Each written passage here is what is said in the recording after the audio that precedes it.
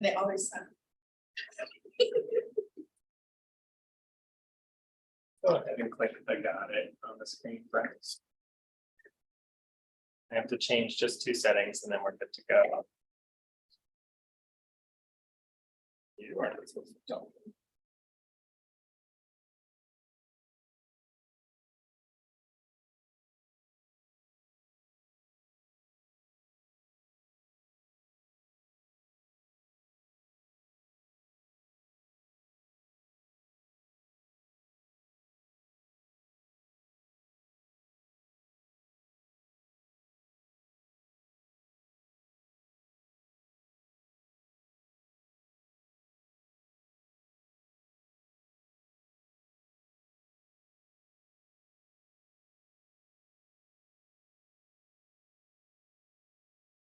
Should be working. I think we're fine.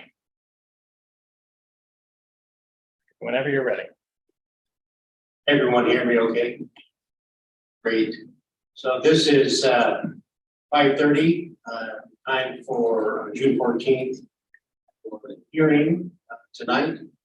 I'm going to introduce myself. My name is David Coulombe. I am the hearings officer for these proceedings tonight.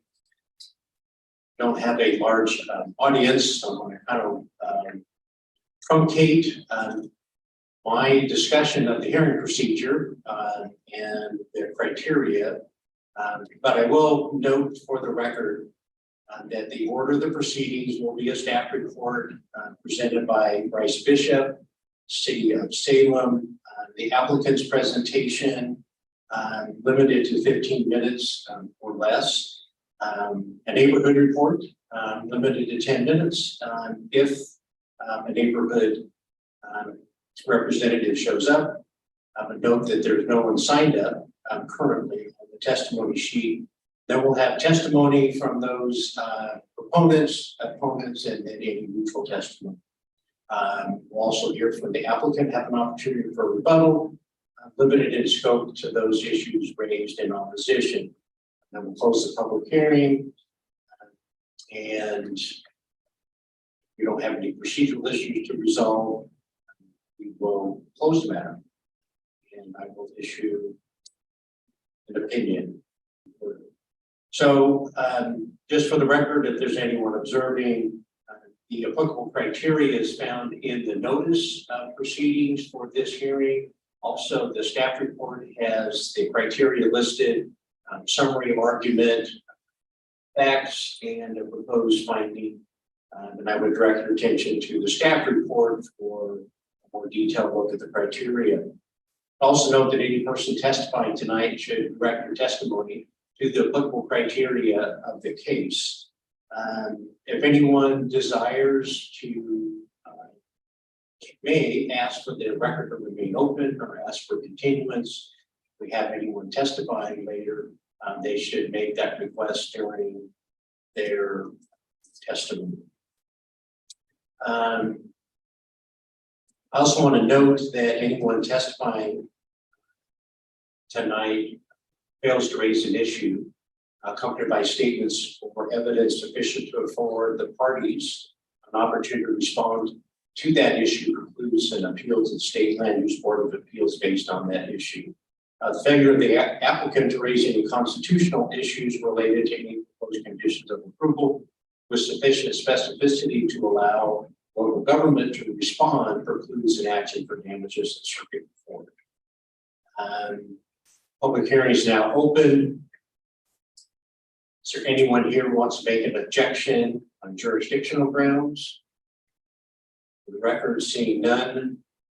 Note that the title of the case tonight is CU SPR ADJ DAP PLA 23-05 PLA 23-11. A number of applications, conditional use, a Class C site plan, Class 2 adjustment, Class 2 driveway approach permit, property line adjustment are all consolidated as part of this application procedure today. And now we'll hear from Mr. Bishop, on behalf of the city, the staff report. Okay, good evening, here's us. My name is Bryce Bishop. And I am with the City of Salem Planning Department, and I'm here tonight to present the staff report for the proposed case before you. It's a redevelopment of the Salem Nissan property at 29 Wayne Market Street Northeast. And I would like to enter the staff report and the presentation into the record tonight.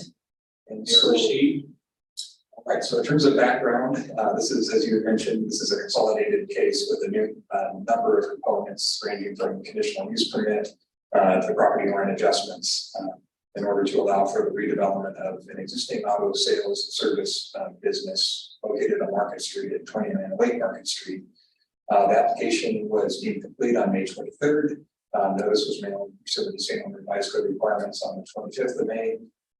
Posted notice was provided on the property by the applicant's representative on June 1st, and the state mandated 120-day deadline for this case is September 20th of this year. So in terms of the property location, it consists of 4 tax lots that are located at Park Avenue and Market Street, as you can see on the screen here. The subject property is highlighted in orange, and there's an existing dealership there that will be removed. There is also a kind of a car washing building over here that didn't show up on the existing conditions plan, but this is a pretty recent photo that shows that being there. That will be removed, and the only building that will remain is an existing vehicle service shop building on the southern property of the subject property. And the area is characterized by a mix of residential and residential uses. There's kind of this complex or business park to the east of this development located here. On the north side, there are various commercial, along Market Street, there are various commercial businesses that exist, as well as residential that form a multifamily to the south, and then single family to the southwest and southeast. The site is designated mixed use on the comprehensive plan map, and that is consistent all the way along generally Market Street. But then it is abutting multifamily designated land to the south, as well as single family designated land to the southeast. And the zoning that corresponds to those comprehensive plan designations are mixed use 3 or MU3 for the subject property, which also applies along Market Street, and then RM2 multifamily residential zoning to the south, and single family residential RS to the south and southeast. Here's a little bit closer view of the site. So the site total is 3.35 acres. That includes all 4 tax lots. As I mentioned earlier, the existing vehicle service building will remain.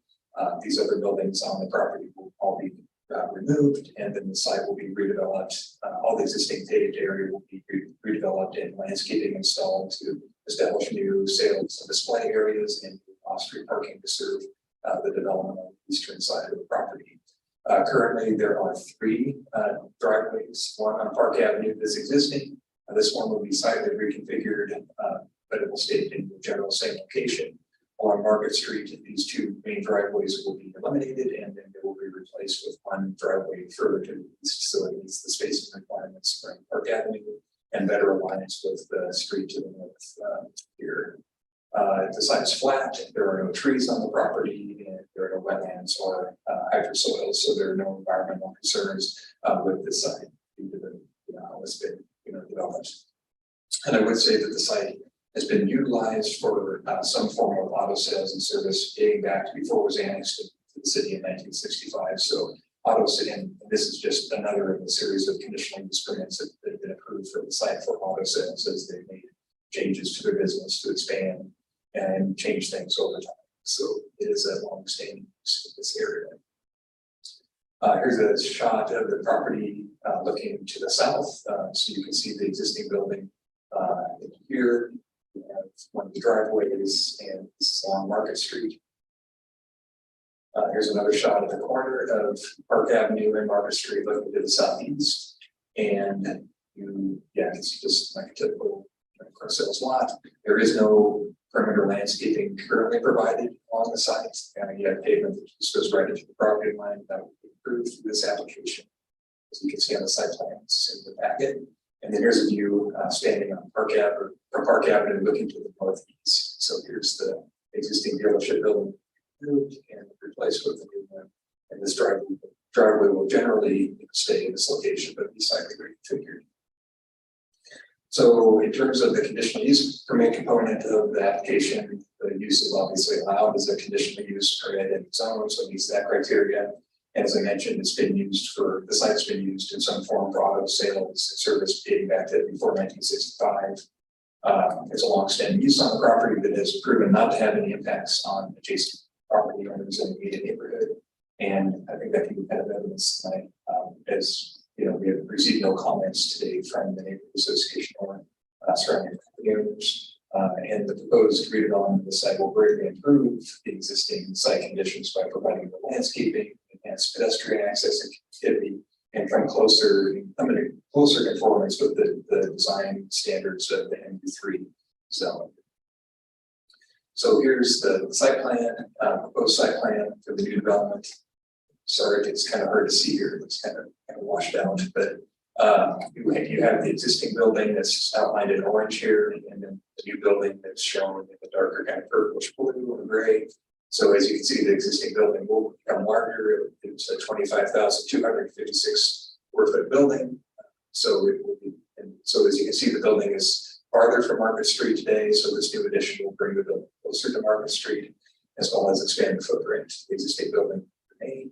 The reconfigured parking lot will include pedestrian connections within landscape islands that go east-west to link to the main entries here and here.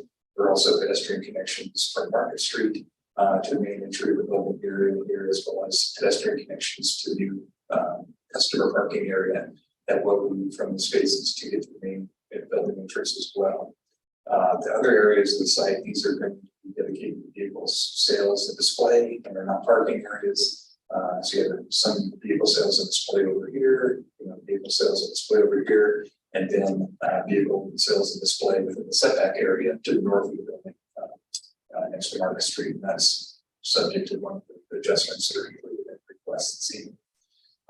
And then you can see on the site plan the new reconfigured driveway further to the east, or the new consolidated driveway that takes the existing two and consolidates in one at the northeast corner of the property, and proposed reconfigured driveway in the Park Avenue. And then also there is a new transit stop that is required because of the transit district standards, and so that transit stop is being provided here. And in terms of bicycle parking, we have 4 bike spaces that are located to the north of the building within 50 feet in conformance with the standards. The trash and recycling area is down here, meeting all the access and maneuvering design standards. There's 1 loading space that's located here, meeting the code, and then also 34 off-street parking spaces, which does not exceed the maximum amount of the spaces under the code. And under Salem and what's happening in other jurisdictions, we've got rid of our minimum parking requirement. This area already has no minimum parking requirement because it's adjacent to a transit route that has frequent service, but 34 spaces proposed does not exceed the maximum. So everything conforms to the requirements in that respect. These elevations are really hard to see because of the screen or the monitor, but the building, the one on the top, this is an elevation that faces Park Avenue. They have ground floor, or they have transparent windows on portions of the building where the sales floor is, but in the portions of the building that go further to the south, as the building goes further to the south, they're more utilitarian for service and maintenance things. So the building program doesn't really lend itself to have windows in those portions of the building, but they're providing windows where they can facing Park Avenue, the facade facing Market Street, and it meets the 50% window standard. And so it meets that standard, and the other facades are just the ones facing to the east, to the south, that don't have specific design standards that apply. So in terms of the site plan review application, it was reviewed for conformance with all the requirements of the MU3 zone, the general development standards in Chapter 800, and parking loading requirements and driveway standards of 806 and all of the standards.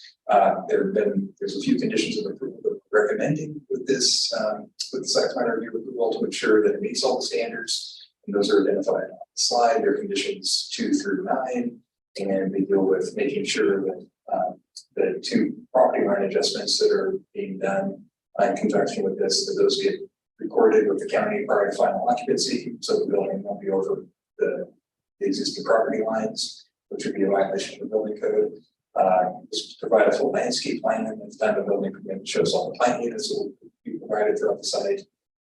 Condition 4 just ensures that the traffic enclosure meets all of our standards in 800-055, which initial review does indicate that they do meet that, but this is just a condition to make sure that at the time of building permit, the traffic enclosure meets those standards. Conditions 5 and 6 deal with right-of-way dedication on Market Street and Park. Both Market Street and Park are currently under the required right-of-way for their classification under the city's transportation system plan. So the condition requires that full right-of-way dedication be provided along those streets. Condition 7 requires installation of street trees to the maximum extent feasible along both those streets. Condition 8 requires coordination with the transit district to install the transit stop along Market Street as required. And then condition 9 deals with that requires the applicant to design a complete storm drainage system and engineer the storm drainage system at the time of development. Before you move on, Yeah. noticed in the staff report looking at the graphics, there's a loading zone.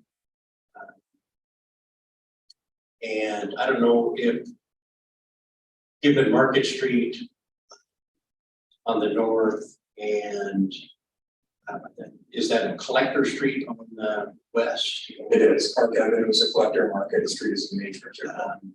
I don't know about Salem, but in other jurisdictions, sometimes the loading zone becomes full of other vehicles or other items, and the loading happens out on the street. And so, yes, I'm saying this now so the applicant can think about it as well, and also staff. Since we're talking about site plan review conditions of approval, I'd like to get staff's view and the applicants on another potential condition of approval that would essentially maintain that off-street loading area free of vehicles that are not unloading and parked, or other barriers to the use of that to ensure that loading doesn't happen Park Avenue. Yeah, I think in response, staff's response would be that, we don't, generally the loading space does have to be maintained open as a loading space that can be used for like parking of vehicles and other purposes. And I think that, on a site, this size, I can see if it was like maybe the building were like set back closer to Park Avenue than it is. But I think even if worst case scenario, I think if those areas were like used for loading, I think there's plenty of other area on the site, the back here where it would be a service shop building. I really don't feel that there'd be any kind of people trying to do unloading, on Park Avenue. Now, in terms of the delivery of vehicles, I think there's plenty of room here. That loading space would be for that, obviously. That's just for like deliveries and everything to the dealership. If you're dropping off a vehicle, that's going to be something where oftentimes they'll just like park, the truck in the middle of the road, and offload it, drive onto the lot. But I think even, this design, there's potentially have maybe a truck pulling here. I don't know if the architects better get to speak to that. I don't know if the turning radius would work, but yeah, it's normal everyday loading. I don't think there's any danger of that happening. And the car is configured.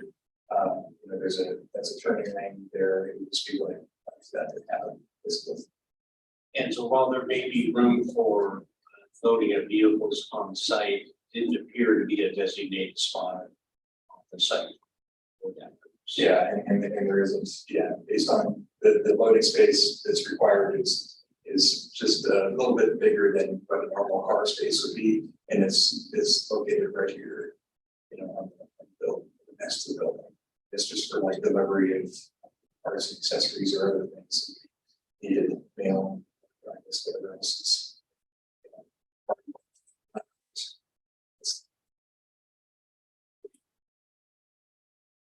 So in terms of the adjustments, there were 6 that were requested. The first 3 really kind of do with zoning standards, and the last 3 kind of do with driveway standards. So in terms of the first one, or adjustment A, there's a request to increase the maximum 30-foot allowed setback from both Park Avenue and Market Street. There's a second request to allow less than 50% ground floor windows on the building facade facing Park Avenue building. Third adjustment to allow the pedestrian connection to Market Street from the building to Market Street to be more than 20 feet from the transit stop that's being provided on Market. And then the last 3 are kind of dealing with driveways, and then the first 2 are really kind of related, but it's stated in different terms in the code. So under our driveway chapter, it says that if you're on an arterial street, you're entitled to 1 driveway unless you have access to a lesser classification street, which this property does. So they're asking to maintain a driveway access onto the street. The current, I consolidated 2 to 1 that's making it better. So that's one adjustment. The second one is we're in a corner lot where you have access to a lesser street classification. You're supposed to take access to the street with the lower classification. And then the third one is the driveway spacing. So on the property to the east of this site, on Market Street, there's a driveway that is closer than the 307-foot spacing that's required between driveways and then streets. It's meeting the driveway separation from the west of the intersection of Park Avenue, that is closer to the driveway intersection. So in terms of addressing those, the applicant has provided evidence to address that, and the staff report speaks to them as well. But in summary, in regard to the first one for building setback from Park and Market, the building it's not set back 30 feet from Market and Park. It's coming closer than the existing building, to Market and Park. So they're making it better, and they're also providing full right-of-way dedication on Market Street, which is, I think, 15 or 18 feet of right-of-way dedication that's needed, and they're also removing the existing sidewalk that is in good condition, but in order to people are going to meet the intent of the standard of having the building close to the pedestrian environment on the street. They're going to move that sidewalk from where it's currently located on the curb line next to Market Street and move it all the way down. So it's getting closer to the building. The buildings get closer. They're providing enhanced landscaping in the vehicle display area with pedestrian amenities, seating areas between the building and the street. And so with the increased landscaping, bringing the building closer, while it doesn't meet the exact 30-foot setback, we think that the proposal is equally meeting the intent of the standard in order to help better frame the pedestrian environment on Market Street. So we feel that adjustment is warranted and be approved. The second one deals with ground floor windows facing Park Avenue. As I mentioned earlier, the building does have more than 50% ground floor windows facing Market Street, which is the busiest primary street adjacent to the property. Park Avenue is a collector, but it's less prominent and visually important than is compared to Market Street. And even though they are providing less than the 50% along Park Avenue, they're providing as much as they can in the building based on its programmatic needs. So the northern portion of the building where they have the sales floor, this portion of the facade where there is a sales floor, all of this is transparent windows with a pedestrian entrance there. But when you get to the further sections of the building to the south that are not sales floor, they're more utilitarian and for service and uses that don't lend themselves to transparency. There is some windows, but obviously it does lend themselves to windows that they're not provided. But in the staff report, they do point out that, and in the applicant's statement, the building is set back beyond the 30-foot setback, in the code, and the 30-foot setback is kind of important because it says buildings within that maximum 30-foot setback have to provide the transparency. Even though they're going beyond it, they are still providing, transparent windows, and then because they're going to be set back quite a bit of distance from Park Avenue, they need to have that sense of transparency between the building and the pedestrian environment is also collapsed because the building is farther away. And so people that are walking along the sidewalk, they would be Park Avenue, they would be walking landscape buffer between the sidewalk and the cars that are on display and quite a distance away from the building. So they need to have that transparency on 50% of the ground floor facade is not generally not applicable, I guess, in this case, because of the building setback. The third one about the pedestrian connection. So the pedestrian connection from the building entrance to Market Street is here. And so the standard says that your connection, if you're providing access to a street that has a transit stop on it, that it has to be connected to within or located within 20 feet of that stop.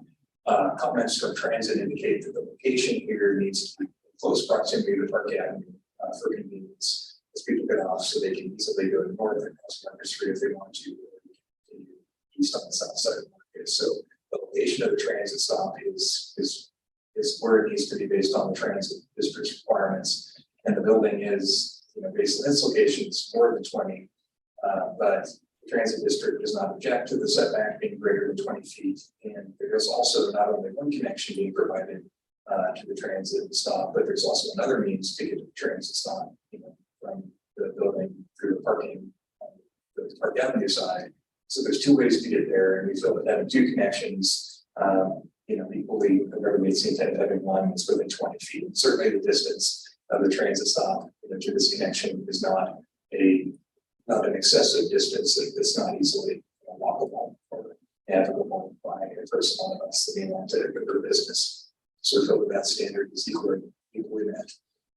In terms of the last ones dealing with the driveway standards, the first two are just really talk about trying to direct new driveways to Park Avenue. In this case, as identified in the staff report, we're taking two driveways and consolidating one and then moving it further to the east so it better meets spacing requirements for Park Avenue. Public Works Department has reviewed, the driveway locations and concurs that the new location is better than the one new location is better than the two existing ones, obviously. And even though it is closer than 370 feet to the driveway to the east, the fact that this driveway is across the street to the north in a T intersection fashion rather than an offset fashion, this serves the site better and improves and equally meets the intent of the standard. So it's improving access by reducing the number of driveways, and it will also ensure spacing that doesn't create traffic impacts and review it as assessed by the traffic engineer. So that gets through the adjustments, and then there's the driveway approach permits for the two driveways that Public Works has reviewed and feels are safe and will not result in unsafe traffic turning movements. So those criteria are met for the driveway approach permit. And then finally, there's two property line adjustments because the site is currently comprised of 4 tax lots. The application is the PLAs involve 3 of the tax lots, which make up the subject property, not the 4th one down here. The first property line adjustment eliminates the common line between tax lots 8900 and 8800 to make one large lot. There's no minimum lot size or dimension requirements in the MU3 zone other than a street frontage requirement of 16 feet. So obviously this large consolidated lot will meet those standards. And then the second PLA will take the resulting consolidated lot from the first PLA and then eliminate the property line between that and tax lot 2700 to make one final large lot to accommodate the development. And the reason that's needed is because the existing lines would go underneath the proposed building, which would not be possible under the building code.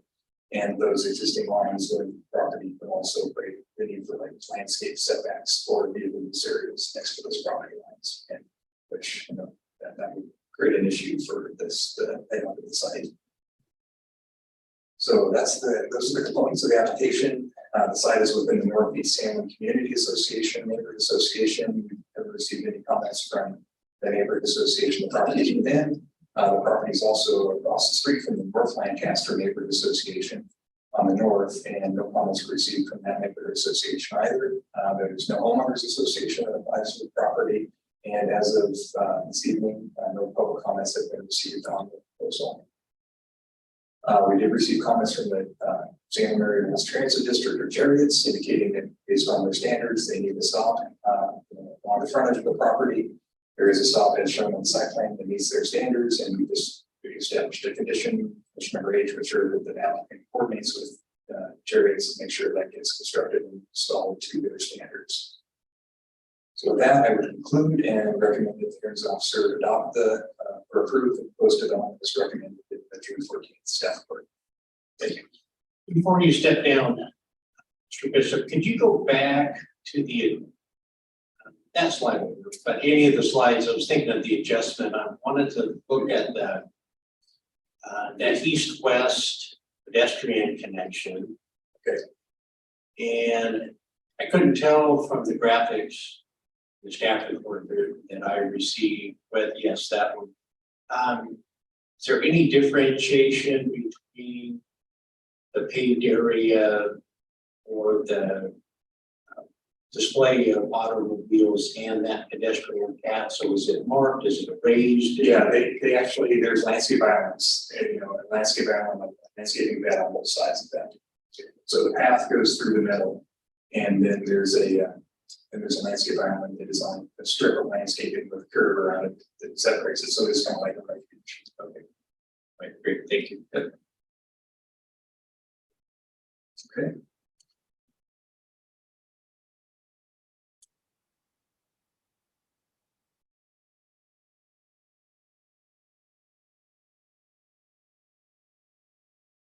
Time for the applicant's presentation.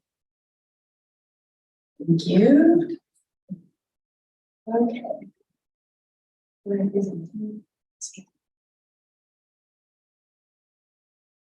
You sure?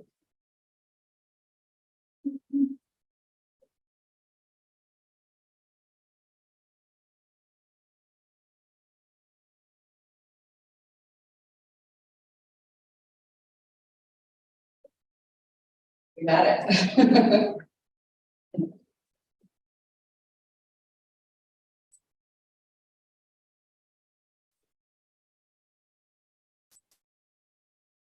Okay. For the record, my name is Brittany Randall with Brand Land Use, and I'm here representing the applicant.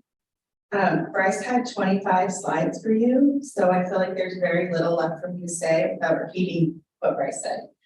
So I will just go quickly through my slides. We are here obviously to discuss the Nissan of Salem redevelopment project on Market Street. Bryce very clearly covered our requests. This is the Nissan of Salem site today. And the reason that I wanted to put this in my presentation is just to highlight exactly what Bryce was saying, which is that the site is void of landscaping, it's void of pedestrian connections, which we'll go over. So we're lacking street trees here, pedestrian paths, on-site landscaping, and we've got substandard frontage. The proposed project, also covered very well by Bryce, was it's intended to reconnect the pedestrian experience from the public right-of-way to the site. And we've done it in a really unique way that I wanted to highlight, which is intermingled it with a vehicle display area. And Bryce and our development team worked cooperatively to sort of come up with this design, which incorporates, benches and things like that. So it really invites people from the public right-of-way into the pedestrian plaza, but displays vehicles at the same time. And one of the intentions is to not move these vehicles during operating hours, so they'll remain stationary. They wouldn't be, vehicles that people would drive and bring back. It's specialty sort of display that can be modified in the evenings. Wow, you really can't see. Well, I promise it's a welcoming facade. You can't see it, but we have clearly enhanced the design above and beyond what exists today. And we have conforming windows facing Market Street, which we felt was the most important street that we're abutting, the higher traffic street, and the street that we want to welcome pedestrians from. I want to go back here and talk about one of the things that you, Mr. Hearings Officer, brought up, which was loading spaces. So the very reason that we requested adjustment D, called out by Bryce, having the second driveway when the code doesn't outright permit it, was to afford a looping for vehicles or semi trucks that are carrying vehicles for delivery, so they can pull on site, unload the cars, and then in a forward manner, make their way back out to Market Street without impending, traffic in the public right of way. So that was the entire purpose of providing that. Also on-site circulation is helpful for that as well, but mostly intended for unloading vehicle deliveries. So I hope that we've addressed that, but I can answer any questions that you have.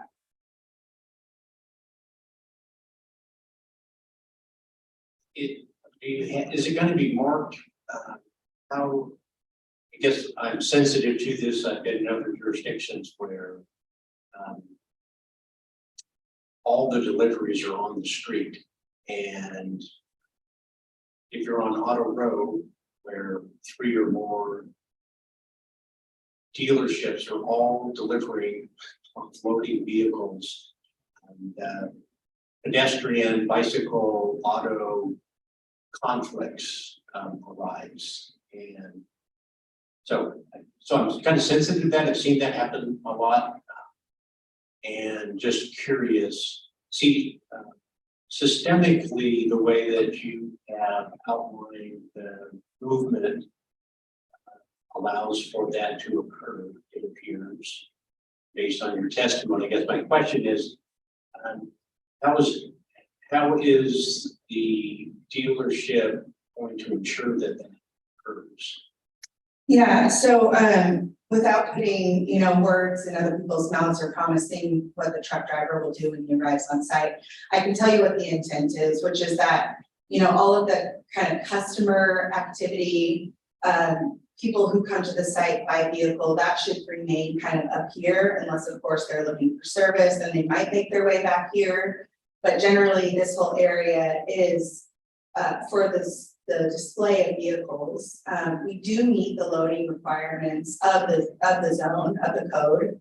And so the unloading of vehicles could happen back here. And then of course, the truck finding its way over to Market Street. So we also have, provided pedestrian protections the way that Bryce had pointed out with our landscaping and delineated pedestrian paths. As far as bicycles, we intended that bicycles wouldn't make their way back here with that bicycle parking up at this portion in the pedestrian plaza. So I think we've laid out the site in a manner that really suggests the way that people should use it, so that all of these activities that seem to clash can, cohabitate here safely.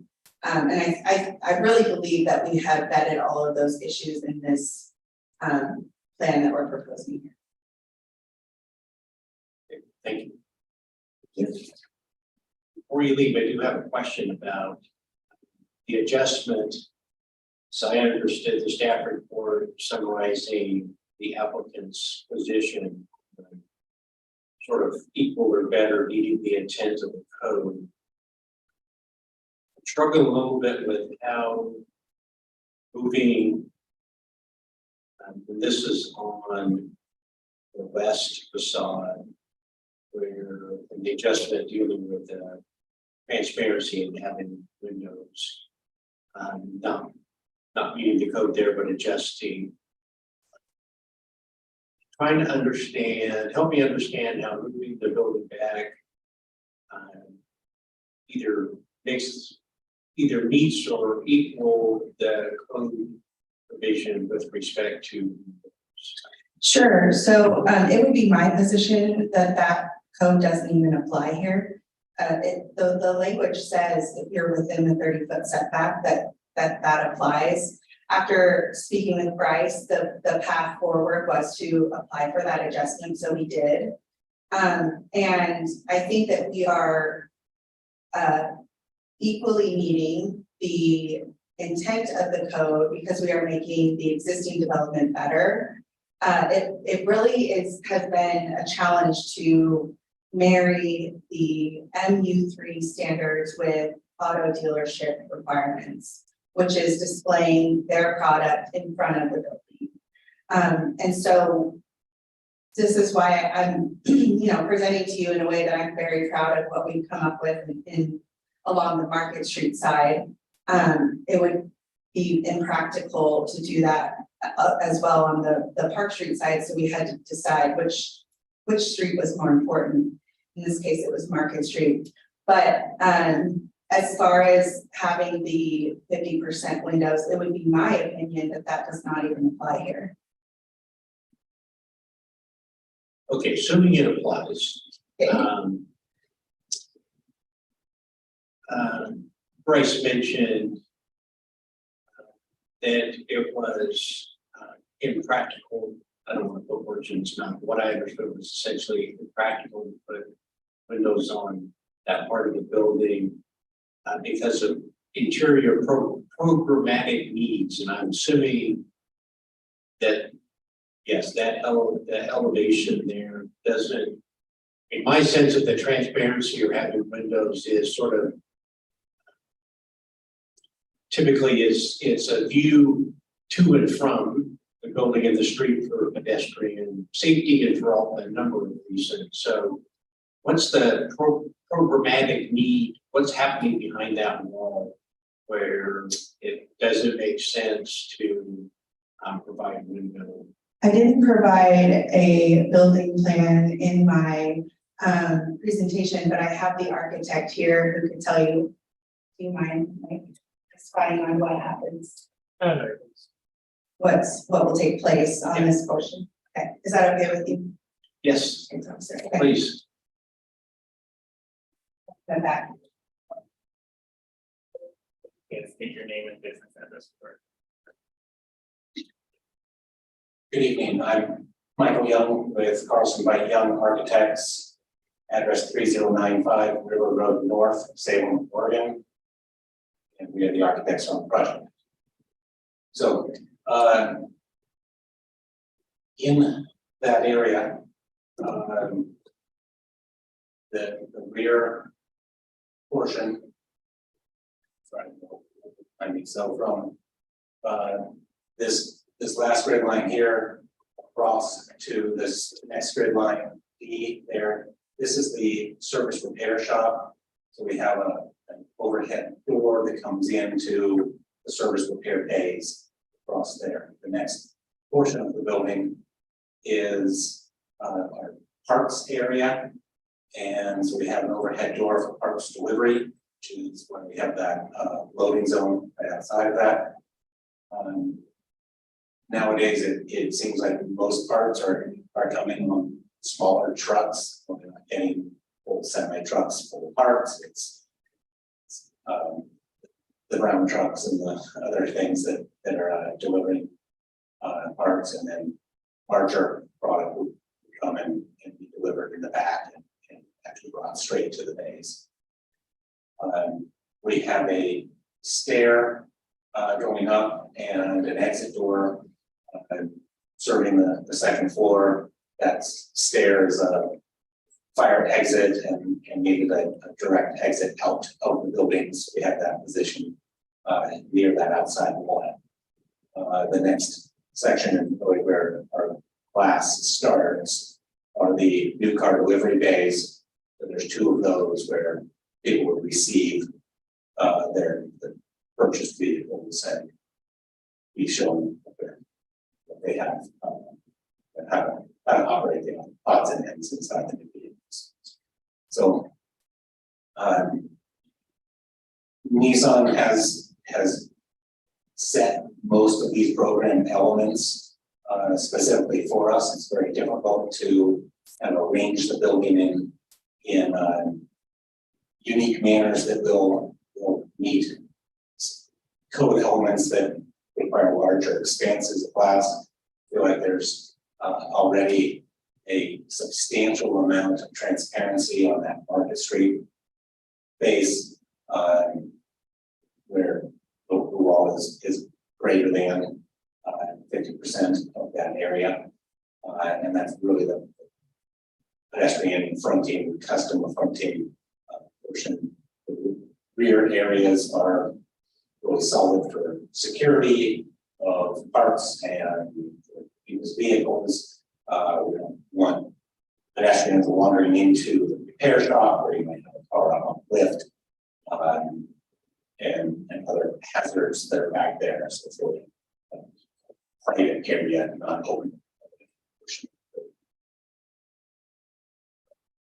I think, yes, they're service-based essentially. Yes, For for that, and they're so at least about half the building there are the service space, that rear 78 feet or so of the building.